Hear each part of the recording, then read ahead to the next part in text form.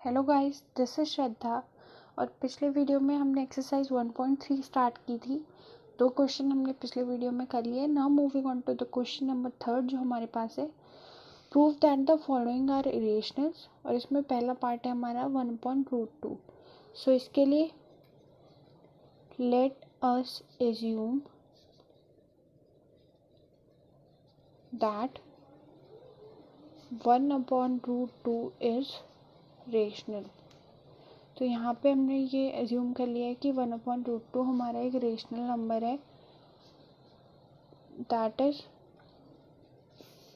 We can find co-prime integers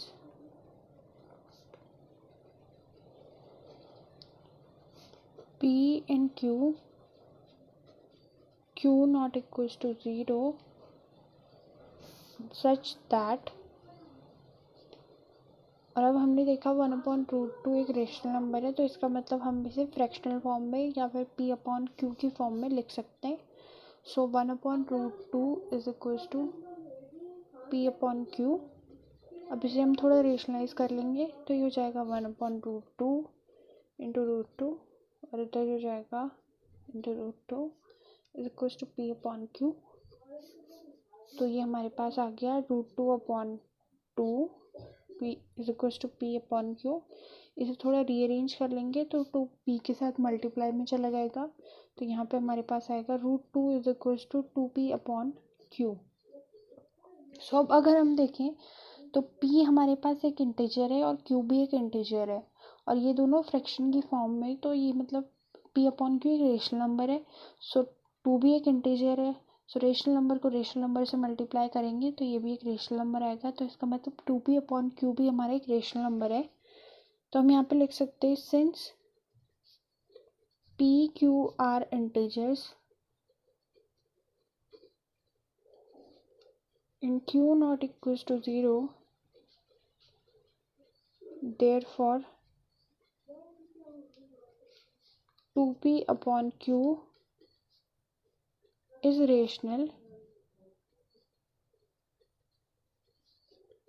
This implies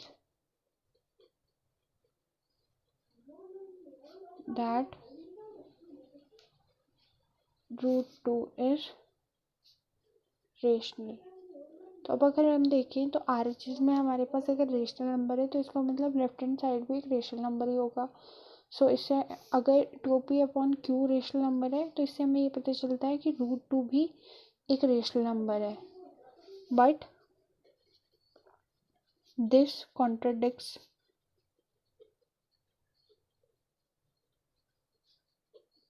the fact that √2 is irrational. So यहाँ पे एक contradiction arise हो गया कि √2 इरेशनल जो हमने प्रूफ किया था उसका कॉन्ट्राडिक्शन यहाँ पे हमारे पास आ गया कि √2 एक रेशनल है। तो इसका मतलब हमारा जो ये अजम्पशन था कि 1/√2 एक रेशनल नंबर है वो रॉन्ग है।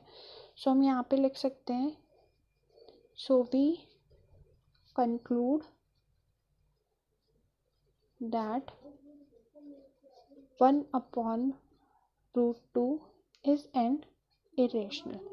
तो हमारा एजम्पशन कॉन्ट्राडिक्ट हो गया, तो हम यहाँ पे 1/√2 को इरेशनल लिख सकते हैं। Hence proved. सो ये था हमारा क्वेश्चन नंबर 3 का फर्स्ट पार्ट। सेकंड पार्ट है हमारे पास 7√5।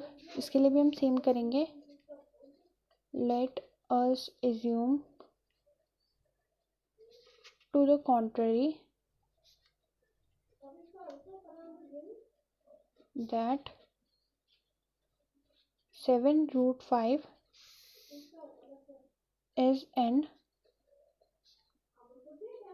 rational number, that is we can find co-prime integers p and q where q not equals to 0 such that अब यहाँ पे हमने 7√5 को एक रेशनल नंबर मान लिया है। सो अगर कोई नंबर रेशनल नंबर होता है तो उसे हम p/q की फॉर्म में लिख सकते हैं। तो 7√5 को एज p/q हम लिख सकते हैं और इसे थोड़ा रीअरेंज कर लेंगे तो √5 इज इक्वल टू p/7q हो जाएगा। सो p और q इंटीजर है और 7 भी इंटीजर है, इसलिए p/7q एक रेशनल नंबर हो जाएगा। सो यहाँ पे हम लिख सकते हैं since p q are integers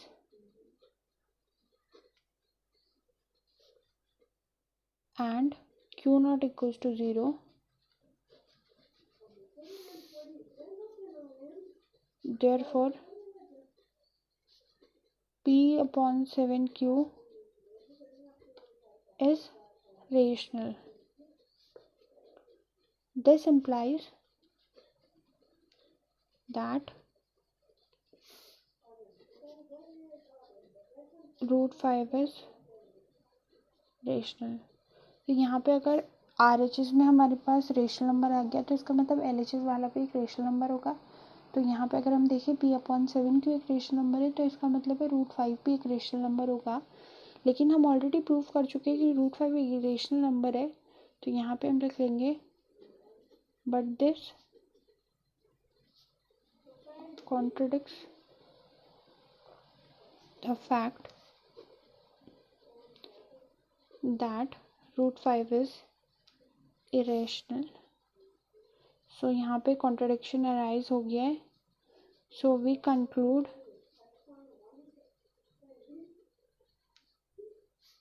that 7√5 is an irrational. So यहाँ पे हमारा 7√5 एक इरेशनल प्रूव हो गया। So thank you guys, and please like, share and subscribe my channel for more such videos.